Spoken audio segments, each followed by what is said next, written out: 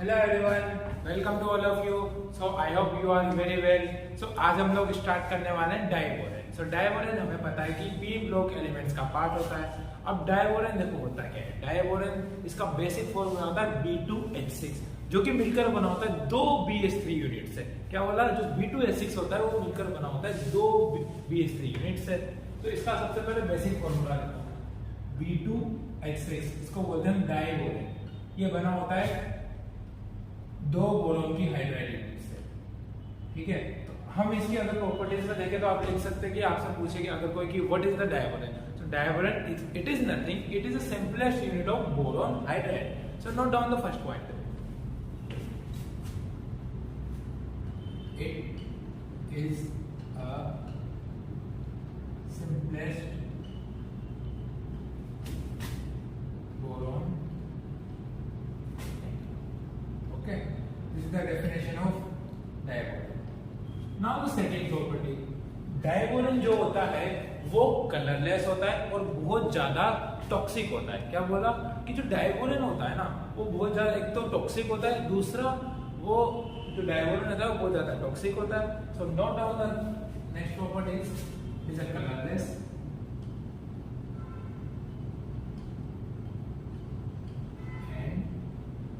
toxic, highly toxic.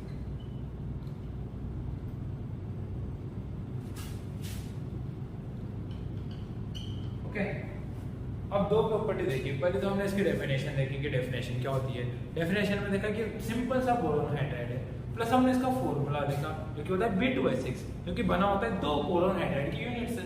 Second हमने देखा कि यार ये कलरलेस है, दूसरा हाईली टॉक्सिक होता है। तो ये इसकी बेसिक सी प्रॉपर्टी थी। अब हम इसका स्ट्रक्चर देखते हैं कि इसका स्ट्रक्चर क्या होता है। स्ट्रक्चर बड़ा इंपॉर्टेंट है, बहुत बार इससे क्वेश्चन आ जाता है कि इसका बॉन्ड एंगल क्या होगा, दो की बॉन्ड लेंथ कंपेयर करा लेंगे या फिर उसमें जो बोरोन है उसका हाइब्रिडाइजेशन हो सकता है। तो हम इसका स्ट्रक्चर देखते हैं।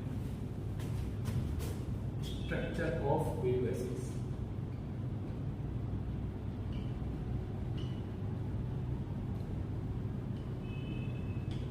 ओके, सो देखो बोरोन, दो बोरोन है, दो बोरोन से 6 हाइड्रोजन कनेक्टेड है। तो इसका स्ट्रक्चर कैसे होगा, एक बोरोन, सेकंड बोरोन, इससे दो हाइड्रोजन यहाँ पे कनेक्टेड होंगे, तो 4 हाइड्रोजन है वो बाहर वाले पोजीशन में, तो इधर। अब हम इन हाइड्रोजन को काउंटिंग करते हैं। सपोज 1 2 3 4 5 और 6। अब देखो एक इंपॉर्टेंट, इसमें जो ये फर्स्ट और सेकंड हाइड्रोजन है, ये दोनों हाइड्रोजन ये ब्रिज बॉन्डिंग में पार्टिसिपेट कर रहे हैं। क्या है, जो H1 और H2 हाइड्रोजन है वो ब्रिज बॉन्डिंग में पार्टिसिपेट कर रहे हैं। तो ये इनको हम जो H1 और H2 है उन हाइड्रोजन को हम बोलेंगे ब्रिज हाइड्रोजन। क्यों बोलेंगे, क्योंकि ये जो दोनों हाइड्रोजन है H1 और H2 दोनों ब्रिज बॉन्डिंग में पार्टिसिपेट कर रहे हैं, इसलिए जो H1 और H2 हाइड्रोजन है वो ब्रिज हाइड्रोजन है। तो नोट डाउन नोट करना एक इंपॉर्टेंट पॉइंट वो ये है कि जो B2H6 होता है उसमें जो दो हाइड्रोजन होते हैं वो ब्रिज बॉन्डिंग में पार्टिसिपेट करते हैं, इसलिए उनको हम बोलते हैं ब्रिज हाइड्रोजन। क्या बोलते हैं साहब, उनको हम ब्रिज हाइड्रोजन बोलते हैं। दो हाइड्रोजन आर ब्रिज हाइड्रोजन।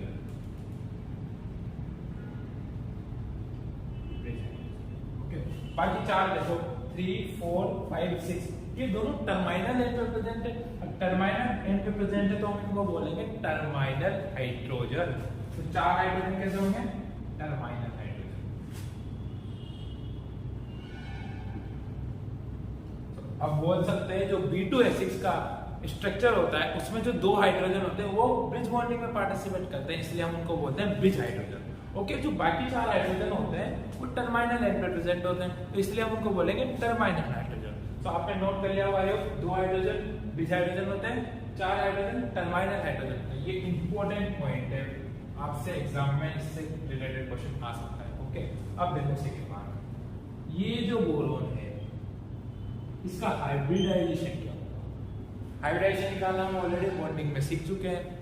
ठीक है, तो देखो ये बोरोन 4 हाइड्रोजन से कनेक्टेड है, मतलब 4 सिग्मा बॉन्ड प्रेजेंट होंगे, 1 2 3 4 सिग्मा बॉन्ड प्रेजेंट होंगे, तो इसका हाइब्रिडाइजेशन क्या होगा, sp3। तो इन दोनों बोरोन का हाइड्रेशन होगा sp3। ठीक है, अभी तक हमने दो बार देखी कि इसमें तो दो हाइड्रोजन होते हैं, वो किस हाइड्रोजन है, जो चार हाइड्रोजन है वो टर्माइनल रिंग में प्रेजेंट है, इसलिए हम टर्माइनल हाइड्रोजन बोलते हैं। नंबर 2 थिंग, हमने इस बोरोन का हाइड्रेशन देखा कि बोरोन का हाइड्रेशन क्या होता है, यहाँ पे चार सिग्मा बॉन्ड प्रेजेंट है तो इसका हाइड्रेशन होगा sp3। और इसकी शेप भी देखो, किसमें देखो इसी स्क्वायर टाइप लग रही है ना, sp3 हाइड्रेशन देखो, इस बोरोन का भी sp3 है और इस बोरोन का भी sp3 है। ओके, अब इसमें नेक्स्ट पॉइंट देखना,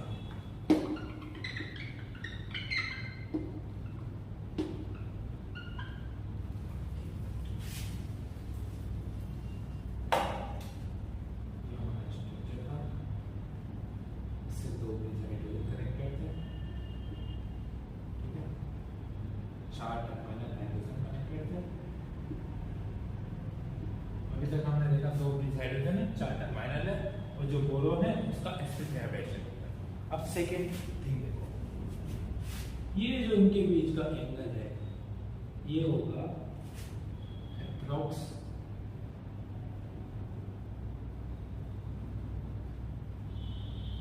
97। ओके, और ये जो एंगल है वो होगा 120।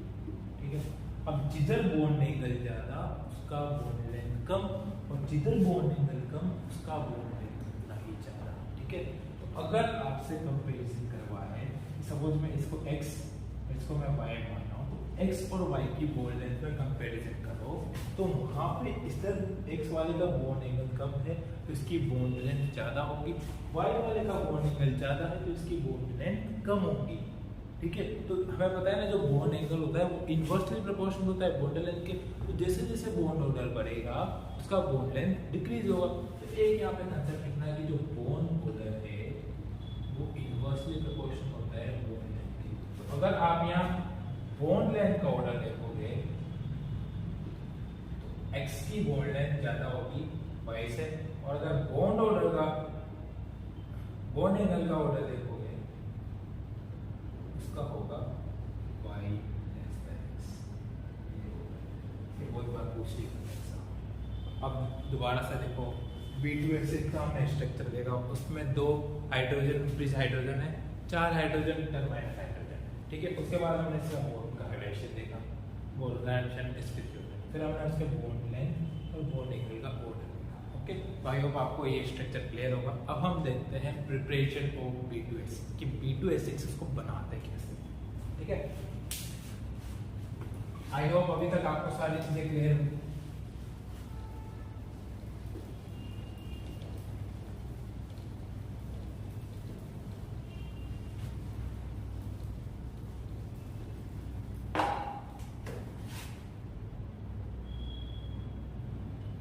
Preparation of B2H6 diagram. Okay, अब देखो B2H6 को बनाते कैसे। सो फर्स्ट प्रिपरेशन है BF3। BF3 को क्या बोलते हैं, बोरोन ट्राइफ्लोराइड। क्या बोलते हैं BF3 को, बोरोन ट्राइफ्लोराइड। एक बोरोन है उससे तीन फ्लोराइड कनेक्टेड है तो ट्राइफ्लोराइड। जब बोरोन ट्राइफ्लोराइड रिएक्ट करेगा लिथियम एल्यूमिनियम हाइड्राइड, इसको शॉर्ट में हम LaHB लिखते हैं। क्या बोलते हैं, लिथियम एल्यूमिनियम हाइड्राइड। तो हमें मिलेगा B2H6 plus LiF plus AlF। Okay, so जो BF3 है वो रिड्यूस हो रहा है B2H6 में। क्यों हो रहा है रिड्यूस, क्योंकि जो लिथियम एल्यूमिनियम हाइड्राइड है वो स्ट्रॉन्ग रिड्यूसिंग एजेंट होता है। ये हमें पता है, ऑलरेडी हम पढ़ चुके हैं कि जो LaH होता है वो बहुत ज्यादा स्ट्रॉन्ग रिड्यूसिंग एजेंट है। तो ये BF3 को रिड्यूस कर देगा, B2H6 में हमें मिल जाएगा हमारा डाइबोरेन। ओके, अब यहाँ पे लिख दो ये स्ट्रॉन्ग रिड्यूसिंग एजेंट होता है, स्ट्रॉन्ग रिड्यूसिंग एजेंट। ठीक है, अब second method BF3 react with NaBH4। यहाँ BF3 BF3 रिएक्ट कर रहा था लिथियम एल्यूमिनियम हाइड्राइड से, यहाँ BF3 रिएक्ट कर रहा है NaBH4 से, तो ये भी रिड्यूस करेगा, बट इसको हम बोलते हैं weak reducing agent, weak reducing agent. Okay, तो क्या बनेगा इससे, ये B2H6 प्लस हमें मिलेगा NaF। ओके, थर्ड मेथड होता है जिसको हम बोलते हैं लेबोरेटरी मेथड। उसमें जो बोरोन BCl3 है वो रिएक्ट करेगा NaH सोडियम हाइड्राइड से at a very high temperature, near about 450 kelvin. Okay, तो हमें मिलेगा B2H6 प्लस इसको हम लेबोरेटरी मेथड बोलते हैं। क्या बोलते हैं इसको हम लेबोरेटरी मेथड बोलते हैं। फर्स्ट मेथड में देखा कि जो BF3 था वो स्ट्रॉन्ग रिड्यूसिंग रिएजेंट से रिएक्ट करके B2H6 में कन्वर्ट होता है, plus second method BF3 weak reducing reagent से रिएक्ट करता है, वो B2H6 में जाता है। ठीक है, इन दोनों में इतना सा डिफरेंस है कि जो LH है वो स्ट्रॉन्ग रिड्यूसिंग एजेंट होता है, NaBH4 है वो वीक रिड्यूसिंग रिएजेंट होता है। थर्ड मेथड जिसको हम बोलते हैं लेबोरेटरी मेथड, इसमें क्या करते हैं BCl3 रिएक्ट करता है NaH से सोडियम हाइड्राइड से in the presence of high temperature, हमें बहुत ज्यादा टेम्परेचर की रिक्वायरमेंट होती है, नियर अबाउट 450 केल्विन, सो हमें मिलता है B2H6 plus NaCl। So basically इसके तीन मेथड हैं। अब देखते हैं हम इसकी केमिकल रिएक्शन ऑफ B2H6। इसमें एक बहुत इंपॉर्टेंट रिएक्शन आएगी जिसमें हम बनाएंगे बोराजीन। बोराजीन एक अपने आप में इंपॉर्टेंट टॉपिक है, अलग से टॉपिक है, बट हम देखते हैं यहाँ पे वो बनेगा कैसे। अब नेक्स्ट टॉपिक डालो प्रिपरेशन ऑफ अभी तक हमने प्रिपरेशन देखा, अब हम देखेंगे chemical reaction of B2H6। Okay,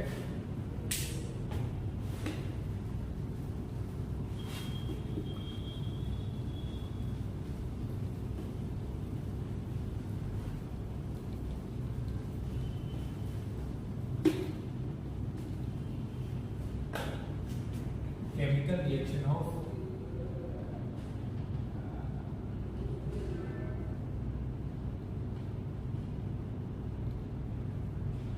B2H6। इसमें फर्स्ट रिएक्शन है hydrolysis of B2H6, hydrolysis of B2H6। Hydrolysis मतलब एडिशन ऑफ वाटर, वाटर को हम ऐड करें तो हम लिख सकते हैं इसमें addition of water, addition of water. Okay, तो देखो B2H6 रिएक्ट कर रहा है वाटर से, ठीक है, in the presence of H2SO4, acid की प्रेजेंस में रिएक्ट कर रहा है वाटर मॉलिक्यूल से, तो हमें क्या मिल रहा है H3BO3, या इसको हम ऐसे भी लिख सकते हैं BOH का होल थ्राइस। इसको क्या बोलते हैं साहब, इसको बोलते हैं ऑर्थोबोरिक एसिड। क्या बोलते हैं इसको हम, ऑर्थोबोरिक एसिड, या फिर इसको हम बोलते हैं बोरिक एसिड। ये भी एक इंपॉर्टेंट कंपाउंड है बोरोन का, तो इसका नाम लिख लो ऑर्थोबोरिक एसिड, या इसको बोलते हैं बोरिक एसिड।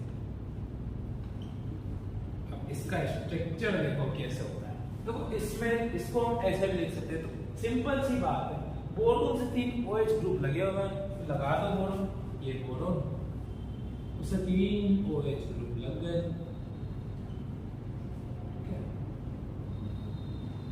डन। कैसा स्ट्रक्चर दिखना है, लेना टाइप दिखना है, ट्रायंगुलर है, ट्रायंगल बन रहा है, ट्रायंगुलर प्लेन दिख रहा है, बोरोन पे कोई लोन पे नहीं है, तो जो ट्रायंगुलर प्लेन है, और कितना सिग्मा बॉन्ड प्रेजेंट है, 1 2 3 सिग्मा बॉन्ड प्रेजेंट है, तो इसका हाइब्रिडाइजेशन क्या होगा इस बोरोन का, sp2, और इसकी जो शेप है वो क्या होगी, triangular planar, triangular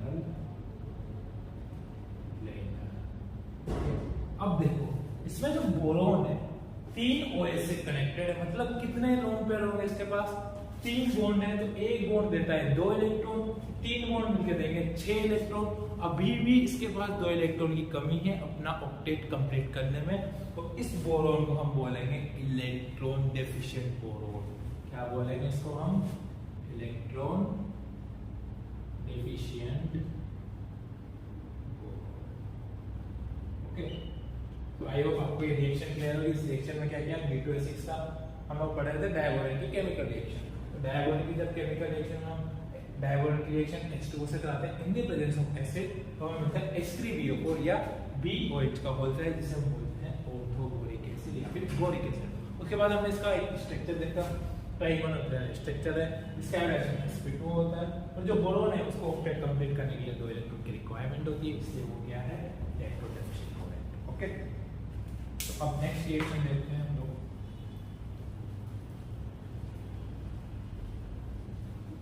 important reaction है, इस रिएक्शन को देखिए, ध्यान रखना। रिएक्शन विद अमोनिया NH3, ठीक है। अब देखो B2S6 है, वो रिएक्ट कर रहा है अमोनिया से एट लो टेम्परेचर।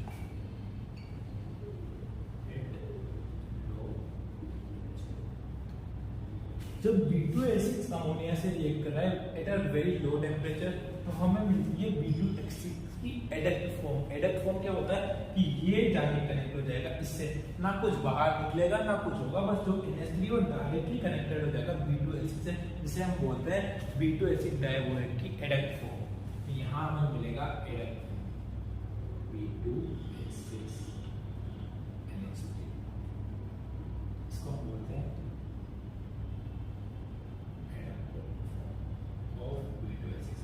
और जब ये फिर रिएक्ट करेगा बहुत ज्यादा हाई टेम्परेचर पे, यहाँ पे वेरी लो टेम्परेचर था, बहुत लो टेम्परेचर था, अब ये रिएक्ट करेगा हाई टेम्परेचर पे, high temperature, then we got B3N3H6, इसी को बोलते हैं हम बोराजीन या फिर इनऑर्गेनिक बेंजीन। क्या बोलते हैं इसको हम? बोराजीन या इनऑर्गेनिक बेंजीन। क्या बोलते हैं इसको? B3N3H6 को बोलते हैं हम बोराजीन या फिर इनऑर्गेनिक बेंजीन। देखो इस रिएक्शन में क्या हो रहा है? B2S6 रिएक्ट कर रहा है अमोनिया से at a very low temperature, low temperature पे, तो उसकी हमें एडक्ट फॉर्म मिलती है, और जब वो एडक्ट फॉर्म हाई टेम्परेचर पे रिएक्ट करती है तो हमें मिलता है B3N3H6, मतलब बोराजीन, जिसको हम बोलते हैं इनऑर्गेनिक बेंजीन। ठीक है, अब देखो ये रिएक्शन आपसे डायरेक्ट कैसे पूछ सकता है। देखो इस रिएक्शन में क्या होता है, जो B2S6 है ना, वो NH3 से रिएक्ट कर रहा है एट लो टेम्परेचर, तो हमें मिलती है उसकी एडक्ट फॉर्म मिलती है। लेकिन जैसे ही हाई टेम्परेचर पे रिएक्ट करेगा तो हमें क्या मिलेगा? बोराजीन, जिसको इनऑर्गेनिक बेंजीन देते हैं। ये एक नॉर्मल रिएक्शन है। अब यहाँ से समाओ ना, आपसे एक डिफरेंट टाइप का क्वेश्चन पूछ लेता है कि रेशियो पूछ लेता है कि B2S6 और NH3 का रेशियो कितना होता है। तो अब नेक्स्ट रिएक्शन नोट करो, आइयो आपने ये रिएक्शन नोट कर ली होगी। तो देखो इस रिएक्शन आपसे कैसे पूछ सकता है, सपोज आपको रिएक्शन दे दी B2H6 प्लस NH3, अब वो क्या करेगा? डायरेक्ट दे देगा at high temperature, at high temperature बनता है क्या है? B3N3H6, इसको हम बोलते हैं बोराजीन, ये बनता है। डायरेक्ट रिएक्शन मिलती है एट हाई टेम्परेचर। अब इनका रेशियो क्या होगा? तो जो डायबोरेन है वो होगा 1 और ये होगा 2, तो 1:2। इनका रेशियो कितना आ रहा है? 1:2। कभी कभी डायरेक्टली आपसे रेशियो भी पूछ सकते हैं कि बोराजीन फॉर्मेशन रिएक्शन में जो डायबोरेन और NH3 उनका रेशियो क्या होगा, या फिर आप एक चीज याद रखना, वो रिएक्शन में ऐसे भी दे सकता है कि जो B2S6 प्लस NH3 है वो रिएक्ट कर रहे हैं twice high temperature, NH3 ratio 1:2। बात एक ही है ना, 2:1 क्यों आया? क्योंकि आगे NH3 लिखा हुआ, तो यहाँ पे NH3 के 2 मॉलिक्यूल है, एक मॉलिक्यूल B2H6 है। तो अगर आपसे B2H6 और NH3 का रेशो पूछेगा तो आपको क्या बताना है? 1:2। बट इसका ही ऑपोजिट अगर आपसे पूछ लिया NH3B2H6 तो NH3B2H6 का आएगा 2:1। ओके, सो आपको ये रेशो याद रखना है। ऐसे ध्यान रखिए, कभी वो डायरेक्ट रिएक्शन ये भी दे सकता है तो प्रोडक्ट पूछ लेगा, या फिर इनका रेशो भी पूछ सकता है। तो 2 से 3 टाइप के क्वेश्चन बनते हैं। पहले आपको नॉर्मल रिएक्शन दे देगा कि टेम्परेचर पे, हाई टेम्परेचर पे क्या होगा, लो टेम्परेचर पे क्या होगा, ये इसको इस प्रोडक्ट को क्या बोलते हैं, बोराजिन और इनऑर्गेनिक बेंजीन। नंबर 2 थिंग, आपको ये सब कुछ रिएक्शन दे देगा हाई टेम्परेचर, यहाँ पे बता देगा डायरेक्ट प्रोडक्ट क्या है। तो आपको पता होना चाहिए डायरेक्ट रिएक्शन है, प्रोडक्ट में होगा बोराजिन होगा। नंबर 3 क्वेश्चन बनेगा कि ये रेशो से क्वेश्चन बनने की प्रोबेबिलिटी बहुत होती है, क्योंकि रिएक्शन में हमें रिएक्टेंट पता है, प्रोडक्ट पता है, बट रेशो कभी-कभी हम उल्टा कर देते हैं। आपसे पूछा है रेशो NH3 और B2H6 का, आपको रिमाइंडर यार 1:2 होता है। भाई 1:2 तो होता है, लेकिन वो होता है B2H6 और NH3 का रेशो। जब B2H6 और NH3 का रेशो पूछेगा तो आपको लिखना है 1:2। बट इसका ऑपोजिट अगर उसने आपसे पूछ लिया NH3 और B2H6 का रेशो, देन वहां आपको करना है 2:1। तो देखना है कि क्वेश्चन पूछ क्या रहा है। ओके, तो आई होप आपको रिएक्शन क्लियर होगी। अब हम देखते हैं जो बोराजिन या इनऑर्गेनिक बेंजीन है। जैसे कि हमने लास्ट रिएक्शन में देखा था, हमारे पास बना था ऑर्थोबोरिक एसिड, हमने उसका स्ट्रक्चर देखा, हाइड्रेशन देखा। वैसे हम देखेंगे तो बोराजिन होता है, उसका स्ट्रक्चर क्या होता है, ये कैसे बेंजीन से सिमिलर है या डिसिमिलर होता है, क्या क्या प्रॉपर्टी होती है इसकी। सो अब देखो इसका स्ट्रक्चर क्या होता है।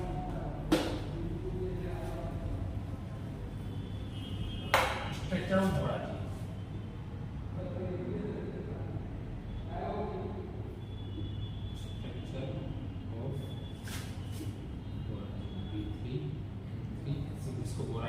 या क्या बोलते हैं हम इसको, इनऑर्गेनिक बेंजीन। देखो एक बोरोन, उससे कनेक्टेड 2 नाइट्रोजन, ठीक है, उससे कनेक्टेड 2 बोरोन, फिर इन 2 बोरोन से कनेक्टेड नाइट्रोजन, ठीक है।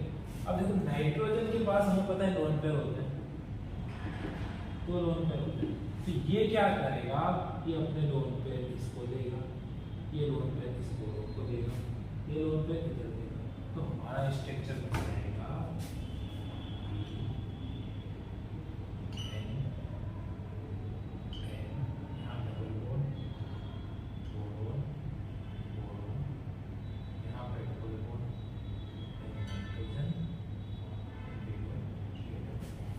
तीन डबल बॉन्ड बन गए हमारे पास, ठीक है।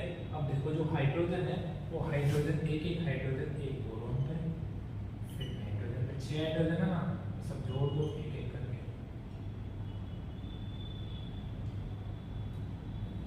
ये हो गया आपका बोराजिन का स्ट्रक्चर।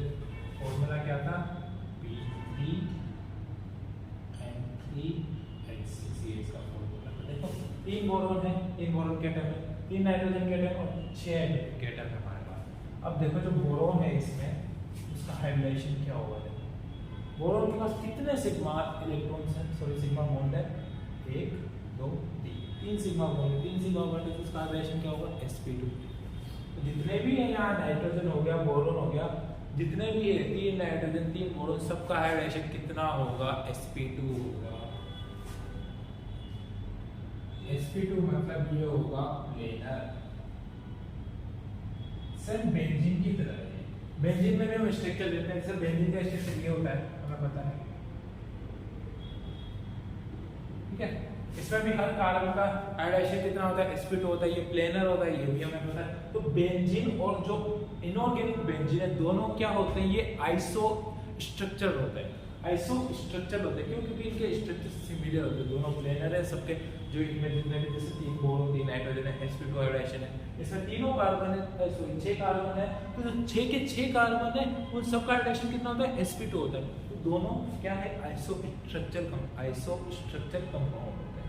पहली प्रॉपर्टी तो नोट डाउन, ये जो इनऑर्गेनिक बेंजीन है वो आइसो स्ट्रक्चर कंपाउंड होता है विद बेंजीन के साथ। नंबर 2 थिंग देखो, अब जो बेंजीन होता है, ये बेंजीन है, इसका कंप्लीटली डीलोकेलाइजेशन होता है। क्या होता है इसका, कंप्लीटली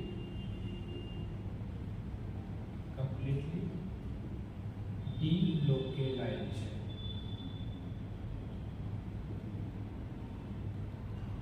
लेकिन इसका कंप्लीट डीलोकेलाइजेशन नहीं होता है। क्यों नहीं होता है? देखो बेंजीन में 6 के 6 कार्बन प्रेजेंट है, तो अब जो कार्बन जब 6 के 6 पूरे कार्बन है तो कार्बन कार्बन की इलेक्ट्रोनेगेटिव में डिफरेंस होगा नहीं, इलेक्ट्रोनेगेटिविटी हर कार्बन की सेम होगी। लेकिन जो बोराजीन होता है उसमें एक बोरोन है एक नाइट्रोजन है, तो बोरोन और नाइट्रोजन की इलेक्ट्रोनेगेटिविटी का डिफरेंस बहुत ज्यादा होगा। क्यों? क्योंकि नाइट्रोजन की electronegativity as compared to boron ज्यादा होती है, ये हमें पता है। तो इनका डिफरेंस बहुत ज्यादा होगा एज कम्पेयर टू इसके। क्यों? क्योंकि इसमें तो दोनों इसमें तो जो 6 के 6 है वो सारे कार्बन है, तो सब कार्बन की इलेक्ट्रोनेगेटिविटी सेम है, तो डिफरेंस तो कुछ होगा नहीं। बट यहाँ पे इलेक्ट्रोनेगेटिविटी का डिफरेंस ज्यादा है, तो इसलिए जो इनऑर्गेनिक बेंजीन बोराजीन है उसमें कंप्लीट डीलोकेलाइजेशन नहीं होता है, बट बेंजीन में डीलोकेलाइजेशन होता है। एक बेसिक सा डिफरेंस था, ये डिफरेंस इसलिए बता दिया क्योंकि यहाँ पे हमने देखा हमारी रिएक्शन में बोराजीन फॉर्म हो रहा है, तो मैंने आपको स्ट्रक्चर बता दिया, थोड़ा बहुत स्ट्रक्चर की बारे में इंफॉर्मेशन दे दी। अब आज के लेक्चर में इतना ही पढ़ेंगे। नेक्स्ट लेक्चर जब हम लेके आएंगे तब उसमें देखेंगे जो बोराजीन होता है वो कैसे थोड़ा सिमिलर होता है बेंजीन से, बट किस फॉर्म में डिफरेंट होता है, या जो बोराजीन है वो कौन कौन से रिएक्शन देगा, बट वो रिएक्शन बेंजीन नहीं देगा। नहीं देगा तो क्यों नहीं देगा, या बोराजीन कोई रिएक्शन दे रहा है तो क्यों दे रहा है, इनको कितने टेम्परेचर की रिक्वायरमेंट होती है, क्या बेसिक प्रॉपर्टी है, क्या क्या इनकी केमिकल रिएक्शन है, तो अगले लेक्चर में वो देखेंगे। सो आज का लेक्चर हम यही वाइंड अप करते हैं। आई होप आपको अभी तक का सारा लेक्चर क्लियर होगा। लेक्चर को अच्छे से पढ़ना, इसके क्वेश्चन सोल्व करना। आई होप आपके इस लेक्चर के रिगार्डिंग सारे क्वेश्चन बन जाएंगे डायवोलेंस के। आप चाहे बॉन्ड लेंथ की डिस्कस करो या फिर उसके स्ट्रक्चर से रिलेटेड क्वेश्चन आ जाए, या केमिकल रिएक्शन या केमिकल प्रॉपर्टी से रिलेटेड आ जाए, आपका कोई भी क्वेश्चन ऐसा नहीं होगा जो नहीं बनेगा। सो आई होप आपको ये लेक्चर क्लियर होगा। Thank you everyone.